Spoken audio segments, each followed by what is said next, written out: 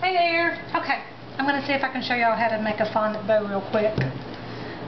First of all, you've got your fondant, and I always add Tylose to my fondant. You can buy this online if you can't get it locally, and it's something that I think just helps it to dry harder. So after you've kneaded just a little bit of that in fact, I don't even measure, but I think it's maybe like a teaspoon or half a teaspoon to this little bit of fondant. And when I'm doing this, I didn't say this, but I always use a little bit of cornstarch on the mat so that the fondant won't stick.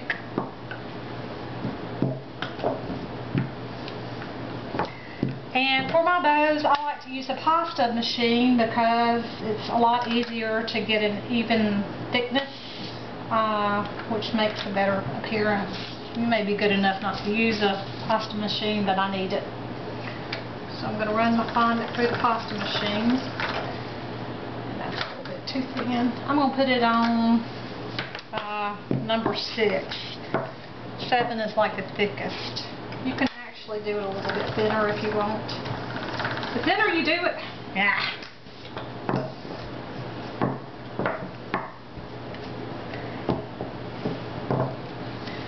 To me, the thinner you do it, the more realistic the bow's going to look. Because you know, when you have a fabric bow, the fabric's not real thick. And in fact, if you use gum paste instead of fondant, you can get it really thin. I don't keep gum paste on hand like I keep the fondant on hand. So I just do the fondant with a little bit of Tylose. Okay.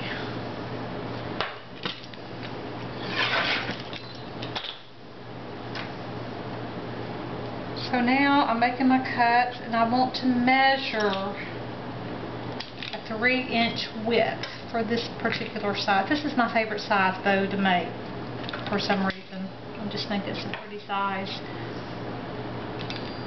And what it is, each loop is 3 inches wide by 6 inches long. Of course, you can do any size you want, but this is my favorite size to do.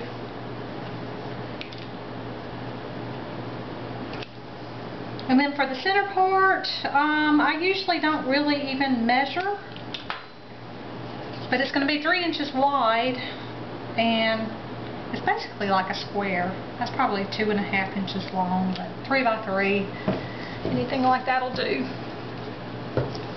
Okay, and here's the important part to me, which is how I pleat it to make it look realistic. But I just fold it over in the center, you can see that, and fold it back down and then up again.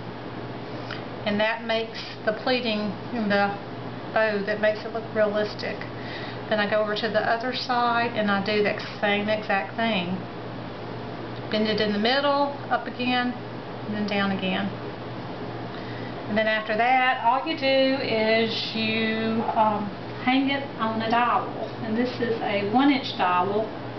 You really can do any size dowel. I happen to like the puffiness that the 1-inch dowel gives. I don't know if you can see that, but there it is over there. I've already done 2 other ones. So, same thing with the other loop. Fold it in the center, back down, and back up. Other side, fold it in the center, back down, and then back up. And then just loop it over the dowel and kind of pinch the ends together. Okay, can y'all see that? Folded it over and then pinched it together. Okay, and then for the center part, you're going to, just kind of fold it back and forth to make the pleats again. And I really don't have any, perfect system for this. You can pretty much do it how you want. And for the center part, I like to drape it over a little bit smaller dowel. I think this is 5/8 of an inch. And so I just do that and kind of press it together in the back.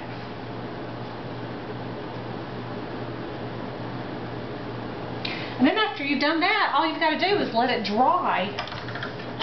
I usually do this in the evening and I let them dry overnight, and in the morning they're good to go. And I wanted to show you one that I had done a few days ago. And see, after they've sat around for a few days, they're just as hard as can be, and you really don't have to worry about them breaking, except if you drop them. So see there? That's all you do. And then of course, if you want to make the the little end pieces, end ribbons, you can do those and let them dry, or you can just do them right before you put them on the cake. I tend to do them right before I put them on the cake. Here's one that I had done that I'll let dry. But if you do them at the last minute, you can kind of drape them any way you want. You're not stuck with something that's hard and has no flexibility. And that's it. See how easy that is? That does not take any time at all.